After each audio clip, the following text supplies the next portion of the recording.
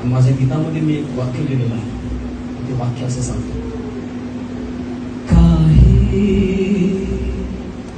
मी नसताना तुझ्या प्रेमाने तुम्हाला बोलाविले, अनमोल रत्न घडवली रे तुझ्या कृपेने तुम्हाला शृंगारिले. मोठमोठ्यांचे पापाची क्षमा फक्त येशू करू शकतो.